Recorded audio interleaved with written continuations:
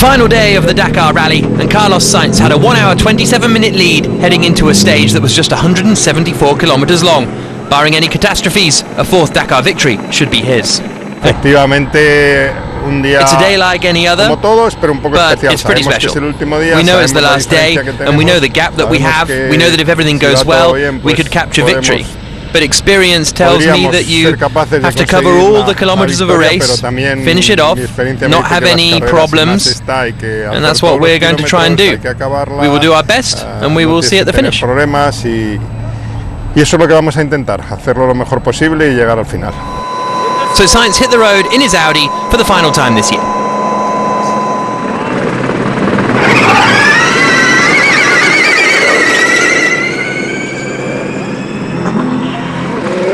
Eugenio Amos was running 15th overall at the start of the day. And that was set to be his best finish on the Dakar by far. But the Italian had one of the biggest accidents of the rally this year. Laia Sanz demonstrates the stretch that seemingly caught Amos out.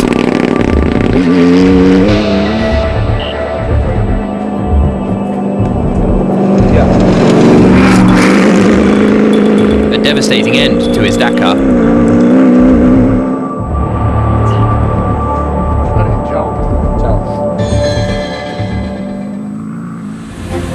In the stock class for production vehicles, Akira Miura took victory for the Toyota Autobody team.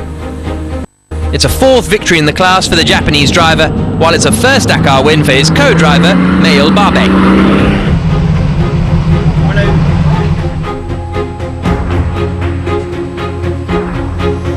Guy Botterill started racing karts when he was 8, and now, 29 years later, he finishes the Dakar as the best rookie. The South African went testing with his compatriot and teammate Giniel de Villiers in Namibia as preparation for the event, and ended up finishing 10 minutes ahead of his fellow Toyota driver in an excellent 6th place overall. In the two-wheel drive class within the Ultimates, victory went to Mathieu Serradori in his trusty Century CR6. He wanted to finish his time with the car with a top 5 finish, but losing a wheel yesterday meant it wasn't to be, and he finished 10th overall. Sebastian Loeb's rally fell apart yesterday, breaking the suspension on the treacherous 11th stage. The 12th stage was a flex. 5 minutes separated the field from 2nd place to 15th. 5 minutes also separated 1st to 2nd. Loeb demolished his rivals and took a 5th stage victory of 2024, but it wasn't enough.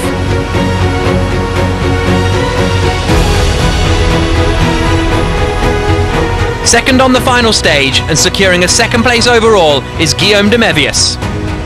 The Belgian had no plans to enter the ultimate class this year and had never driven with his co-driver Xavier Panseri before the Dakar, but here he is, finishing 2nd in an elite field.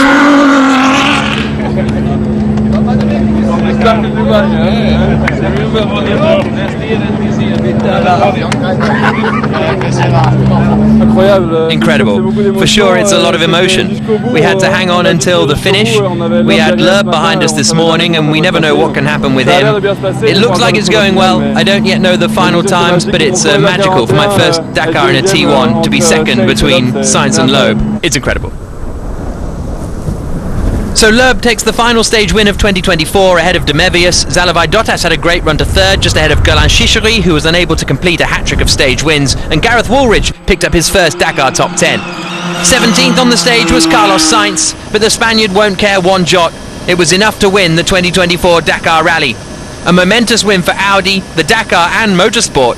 The Audi RSQ e-tron 2 has an electric drivetrain, the battery of which is charged by an onboard engine, and the revolutionary concept has just taken victory in the world's toughest rally. So Carlos Sainz tops the table, 1 hour and 20 minutes ahead of de Mévius, with Sebastian Loeb completing the podium, his 5th without a victory. Martin Prokop finishes an excellent 5th. Carlos Sainz reaching the end of the stage as he becomes the first driver to win with 4 different car manufacturers, becomes the oldest winner at age 61 as well, all alongside his co-driver, Lucas Cruz. His first congratulations came from his son.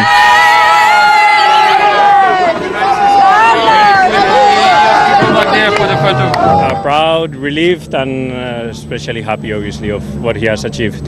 He's incredible at his age, and with this project, it was his dream, and he made it happen.